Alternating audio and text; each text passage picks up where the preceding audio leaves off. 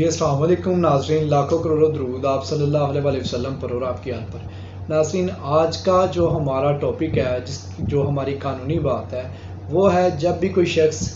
یا کوئی بھی کاروباری حضرات جو ہیں وہ کسی بھی قسم کا پیسوں کا روپوں کا لین دین کرتے ہیں، تو آپ کو چاہیے کہ آپ جب بھی کسی سے روپوں پیسوں کا لین دین چیک کی صورت میں کرتے ہیں،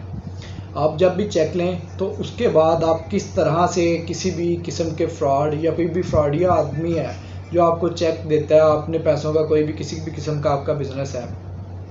آپ کس طرح سے اس کے خلاف کارروائی کر سکتے ہیں۔ اگر وہ آپ کے ساتھ کوئی بھی ہیرا پھیری کرتا ہے یا آپ کو کوئی بھی جعلی چیک دیتا ہے تو آپ کے پاس کون سے اختیارات ہیں جنہیں آپ یوز کر سکتے ہیں اور کیا قانونی کارروائی اس بندے کے خلاف کر سکتے ہیں۔ تو ناظرین، آپ کو چاہیے آپ جب بھی کسی کے ساتھ لین دین کریں،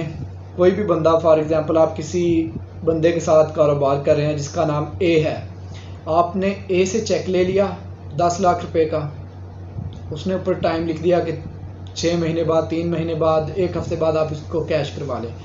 ٹائم پورا ہو گیا، آپ اس چیک کو لے کے بینک چلے گئے۔ بینک میں جا کے آپ نے جب کیش کروانے کے لیے چیک دیا تو وہاں پہ آپ کو پتہ چلا کہ اس بندے، اس اے کے بینک اکاؤنٹ میں پیسے موجود نہیں ہیں۔ تو اب آپ کے پاس، آپ کو چاہیے کہ آپ اس چیک کے اوپر وہاں سے متعلقہ مینیجر سے کہیں کہ اس چیک کے اوپر میمو لگا کے دیں۔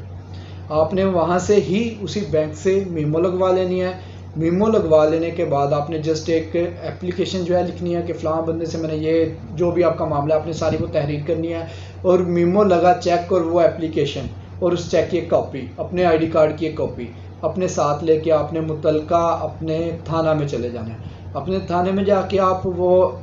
میمو لگا چیک، وہ اپلیکیشن اور اپنا آئی ڈی کارڈ کی کاپی وہاں دیں گے اور ان سے کہیں کہ اس بندے کے خلاف ایف آئی آر رجسٹر کر دیں۔ جی ہاں ناظرین، جب آپ یہ معاملہ کر لیں گے تو آپ کی ایف آئی آر رجسٹر ہوگی 489F کی۔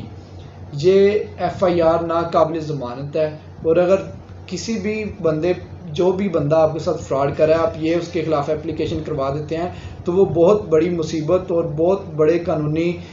شکنجے میں آ جائے گا، اور آپ کو وہ ڈیفینیٹلی آپ کے پیسے بھی آپ کو واپس ملیں گے اور وہ ایک قانونی ٹرائل کا بھی اسے سامنا کرنا پڑے گا۔ تو امید ہے آپ کو ہماری آج کی ویڈیو کی سمجھ آ گئی ہوگی۔ اللہ حافظ۔